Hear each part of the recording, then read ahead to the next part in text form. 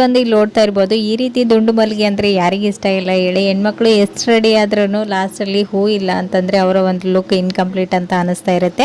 So ನೀವು function ಎಲ್ಲ ಎಲ್ಲಾದರೂ ಹೋಗ್ಬೇಕಂತಂದರೆ ಈ ರೀತಿ ಹೂಗಳನ್ನು ತಂದಿರ್ತೀರಾ. ಬಟ್ ಆದರೆ ಸಮ್ಮರಲ್ಲಿ ಏನಾಗ್ತಾ ಇರುತ್ತೆ, 1 ಡೇ ಇಲ್ಲ 2 ಡೇಸ್ ಆಗಿ ಇಟ್ಬಿಟ್ರೆ ಇದು ಬೇಗನೆ ಹಾಳಾಗ್ತಾ ಇರುತ್ತೆ.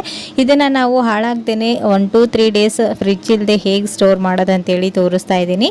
ಹಾಗೆಯೇ ಫ್ರಿಡ್ಜಲ್ಲಿ ನೀವು ಈ ರೀತಿ ಇಟ್ಕೊಳ್ಳೋದ್ರಿಂದ 1 ತಿಂಗಳವರೆಗೂ ಇಟ್ಟರು ಇದು ಹಾಳಾಗೋದಿಲ್ಲ, ಫ್ರೆಶ್ ಆಗಿ ಚೆನ್ನಾಗಿರುತ್ತೆ. ಸೊ ಹೂ ಮಾರೋರು ಕೂಡ ಈ ಒಂದು ಟಿಪ್ಸ್ನ ಯೂಸ್ ಮಾಡೋದು. ಸೊ ಆ ಒಂದು ಟಿಪ್ಸ್ ಯಾವುದಂತೇಳಿ ಇವತ್ತಿನ ವಿಡಿಯೋದಲ್ಲಿ ತಿಳಿಸ್ತೀನಿ, ಬನ್ನಿ ನೋಡ್ಕೊಂಬರೋಣ. ಇಲ್ಲಿ ನೋಡ್ತಾ ಇದ್ರೆ ಇವಾಗ ಹೂನ ನಾನು ಇಲ್ಲಿ ಈ ರೀತಿಯಾಗಿ ಸಪ್ರೇಟ್ ಮಾಡ್ಕೊಂಡಿದ್ದೀನಿ. ನಂತರ ಒಂದು ಹೇರ್ ಕಂಟೈನರ್ ಬಾಕ್ಸನ್ನು ತಗೊಂಡು ಇದರಲ್ಲಿ ಟಿಶ್ಯೂ ಪೇಪರ್ ಅಥವಾ ಈ ರೀತಿ ನ್ಯೂಸ್ ಪೇಪರ್ನ ಇಟ್ಟು ಆನಂತರ ನೀವು ಮಲ್ಲಿಗೆ ಹೂವು ಅಥವಾ ನೀವು ಯಾವ್ದು ತೊಗೊಂಬಂದಿದ್ರೆ ಕನಕಾಂಬರ ಆಗಿರ್ಬೋದು, ಸೇವಂತಿಗೆ, ಗುಲಾಬಿ ಅದೆಲ್ಲನೂ ಇದ್ರ ಮೇಲ್ಗಡೆ ಇಡಬೇಕು. ನಂತರ ನೀವು ಅದರ ಮೇಲ್ಗಡೆ ಹೂ ಇಟ್ಟು ನಂತರ ಮೇಲ್ಗಡೆ ನೀವು ಈ ರೀತಿ ಒಂದು ನ್ಯೂಸ್ ಪೇಪರ್